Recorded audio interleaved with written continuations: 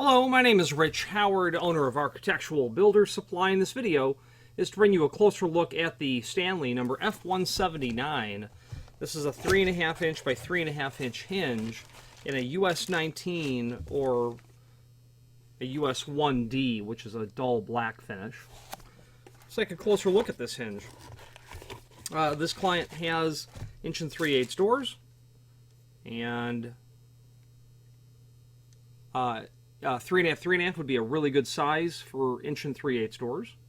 And that's what a plain bearing, standard weight hinge from Stanley looks like in a black finish. The black was a special order naturally, even though it's a very in vogue color right now. 2019 is the year, and it's been popular for a couple years, and will probably continue on for another 5 at least, would be my guess, if not longer. Black, of course, has been a color, like all finishes, they go in large waves of popularity, and if you go back, 170 years, you can, kind of study what's popular. If you look at old catalogs that are 100 plus years old, you'll see what they offered, and they're obviously trying to offer what the market wants, maybe with a slight delay involved, I'd imagine. So let's talk about this hinge. The F179 means a number of things, and in no particular order.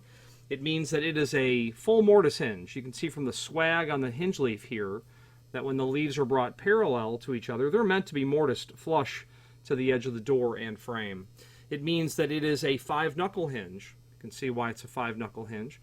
It means that it is also plain bearing, meaning there are no bearing packets at all. It's a non-ball bearing hinge, just plain bearing. If it was ball bearing, it would be an FBB179, and there'd be a bearing packet in these two intersections here. It is a standard weight hinge, and on a 3.5, it ought to measure 123 thousandths. When I put my caliper on there, it's 0.122, so it should be 0.123, but there you go. Okay, so that is certainly a standard weight hinge. It also means that there will be these holes in these exact locations. That would be a pattern for the 3.5 inch hinge from Stanley. Okay, completely reversible. It can be used on left-hand doors. It can be used on right-hand doors. That button tip hinge pin can be driven out if you wanted to, but I wouldn't see a reason why you would need to or want to drive that pin out. Other than to separate the leaves when you're hanging doors. That would be the reason to do it. But in terms of removing the pin to reverse the hinge, there would be no reason to do that. But depending on how you hang doors, separating the two leaves is commonly how I do it. I want to get the hardware attached and then just get the door onto the hinge knuckle and seat the pins down. Okay, completely painted front and back. Okay, the screws are included in a complementary finish on the head of the screw. They're going to be, they appear to be a number 10 screw. And you are going to get all wood screws and all machine screws, so you'll get 6 of each. I would very much encourage that you qualify the screws that you would like in the comment field when you're ordering the material.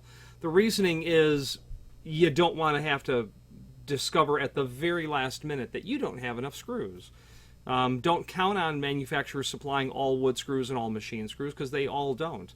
I think all machine and half wood would be very typical, but the bottom line is it would be appropriate to qualify that. All wood screws, all machine screws, half wood, half metal, things of that nature. Let us know. We'll express that desire to the factory when we're ordering it, so we can get the material correct for you. Okay, very nice quality hinge. Now this is 3.5. Moving through the part number, it's 3.5 tall is the first dimension. It's important to know that the height is the first dimension on a hinge like this. Okay, many items do not run height first. Doors are width first. Kick plates would be, of course, height first, and then the width. So be mindful that a 3.5 by 3.5 is 3.5 tall, 3.5 wide, and that's measured when it's laid out in front of you. The reason understanding the definition is important is because, well, what if you had a 4 by 3.5 inch hinge? Those exist. What if you had a 4.5 by 7? Those exist. you need to know that the height is always the first dimension. Now let's switch to the screen view and take a look at the manufacturer's product catalog. Now this is the item we're looking at, and the link to the manufacturer's page is here. And we'll pull that up, and we're going to pull up the architectural hardware catalog. That's here. And that document is very handy. The Stanley catalog in particular is very handy.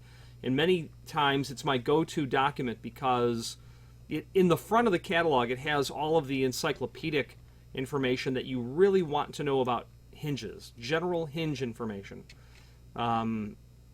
If you are new to hinges, new to doors and hardware, you're going to want to at least know where to refer to this material, and at a minimum review the subject matter initially, and you will see just on one page the different types of hinges: full mortise, half surface, and so on and so forth. Okay, so I use this catalog a lot because it allows me to draw on the information on hinges. Now I understand the different types of hinges, so I don't look at this page often, but the page that I do look at often is the page that Stanley says, what hinge are you using? Okay, how heavy is the hinge? What hinge are you using, and how many you should have, and what size? So I refer to this document all the time. So because customers will say, well, I've got a 300-pound door, what hinge should I use? Well, I refer to this. Stanley says if you've got a 300-pound door, and if it's, let's just say it's medium use, and it's 1 3/4, you should be looking at a CB168 5x5.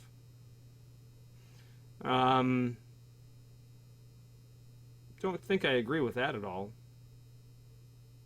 Not for an 1 3/4 thick door. You should be using a 5x4.5. I'm not sure what Stanley's logic is on that. Now you can make a 5-inch hinge work. It's just not meant. A 5-inch wide hinge is incorrect is not best practice for an 1 3/4 thick door. I would be using a 5x4.5 or a 6x4.5, assuming they make that. Okay. I don't know how they're going to get a 6-inch hinge installed on an 1 3/4 thick door.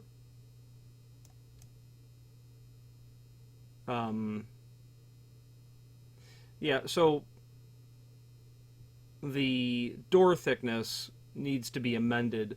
If you're going to an 1 3/4 thick door, you really can't exceed a 4.5-inch wide hinge. Plus, hanging a 600-pound door on a CB168 8x6, yeah, that hinge will handle the weight. It's just, it won't work on this door thickness, 1 3/4. You're going to need a door that's, 2 3/4 thick, something in that range. Anyway, it's a handy document. Whoever really hangs doors that are 300 plus pounds anyway on hinges, they should not be. That should be hung on pivots. I like to cap out at about 250 pounds, which you'll notice is what surface-mounted closers generally cap out at. After you exceed the weight of a door of 250 pounds, you're not using surface closers. And I don't think you should be using hinges either, because it really, it's not a very efficient way to hang the door, because 70% of the weight of the door is hung on that top hinge. So it really stresses a very small area of the frame and the door in one place. Other important documents are here. Information would be determining the width of the hinge based on your door thickness, your back set, your clearance, and your inset. It's the formula to determine hinge width, and that really comes into play when you have wide throw hinges that you need to order. How wide of a wide throw hinge do I need? This is the formula that you use. Okay, it's door thickness minus back set times 2 plus the clearance plus your inset, and that's the formula. Oh, it's here. Okay, so door thickness minus back set times 2 plus clearance required plus your inset, if any, equals hinge width, if not standard width. Use next larger size. A door weight, frequency of use. It's just really great, this catalog, because you can lean on it for information. Now, as we continue to scroll through, oh, that's nice. A finish chart is here. US1D is black coated. Okay, this is a steel hinge. I did not say earlier that the F179, that also means it's made of steel. This is absolutely a steel-based hinge. BHMA codes are back here for finishes. Very handy. Anyway, you get the point that it's a really useful document. Continuing on, so let's get to where we can see the F179. I should make a video just going through each of those general hinge requirements. So F179 is going to be in the 5-knuckle section, naturally. Okay.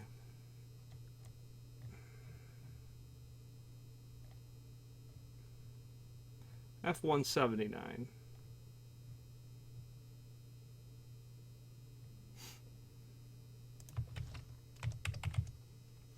There we go. I did manage, I didn't get quite that far. So F179, that's going to be a full mortise standard weight hinge. This table here shows you all of the sizes that they will make the F179 in, which is very handy. Gives you a definition of how the part number changes as the base material changes, and a description of where you'll use it. Okay. I don't think there's really anything new to add here, except this would be a great resource to refer to if you're specifying this equipment. You want to make sure it's compatible with your application. Lots of different hinges, but they're easy to understand in the sense that what type of hinge do you need? Is it full mortise? Is it half mortise? Is it full surface? Is it, you know, these unusual wide throw swing clears? Well, this would be just a, pardon me, this would be a full surface wide throw hinge is what this is. That's a pretty unusual hinge, but you do see these. I'm sorry, full surface and swing clear is what this is.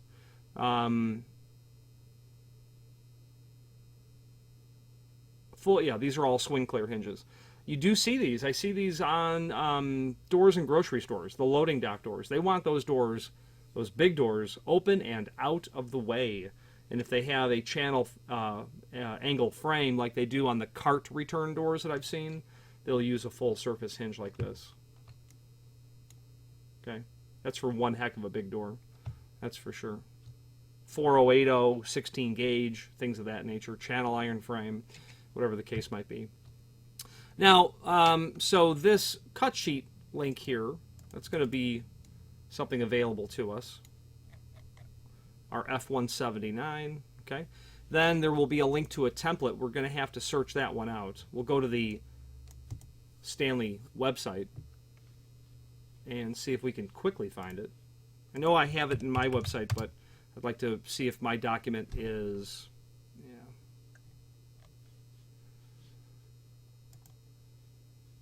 okay.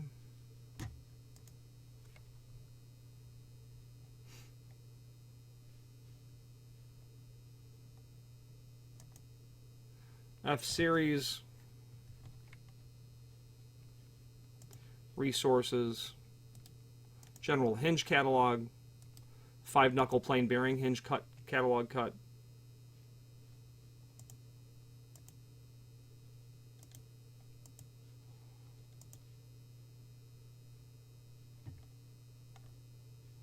But for some reason, we don't see a template.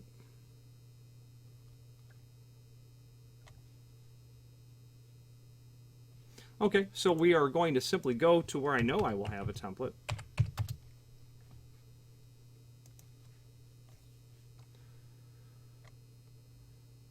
Okay, installation template. That is not it. Technical drawing. This would definitely be the template. So this template is very handy because it will allow you to review the dimensional properties of the hinge, especially the F dimension, which is the length of the leaf to the swag line. And that only changes based on the width of the hinge. Okay. The location of the screw holes are defined here very clearly, so you don't have to guess what those are. You know, if you are replacing hinges, by all means, make sure that these locations are compatible with what you're working on.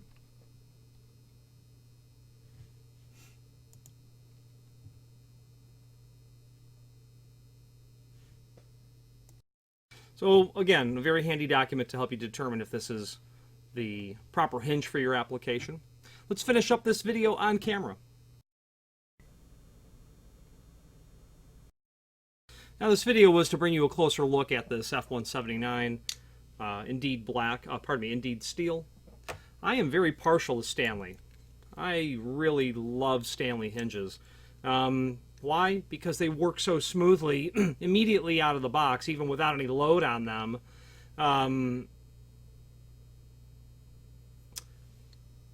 Every single time. Okay, their fit and finish is also very excellent. Getting down into the crotch of the hinge barrel here, that's a hard place for hinge manufacturers to get a proper finish into. And Stanley seems to do it very, very well all the time. So I would absolutely recommend Stanley hinges. The box is going to include cardboard shims, which are very handy to use. They're perforated. You can pull those off to allow you to tip your door, cant the door, move the door in some sort of way to help you complete the installation. Of course, this hinge would not be used on a fire-rated door at all for a number of reasons, but also, or for a couple of reasons. But if you are shimming a fire-rated door, you can shim a fire door, just don't use cardboard or paper. You have to use steel shims is the bottom line. You have to use steel shims, okay? That link below this video to the manufacturer's page will allow you to get to the manufacturer's website, allow you to get to the full product catalog and all the Stanley products that we sell. Any questions on the Stanley? This is their part number F179, 3.5 and a US1D black finish, or any other Stanley product. Please feel free to reach out to us. And thank you.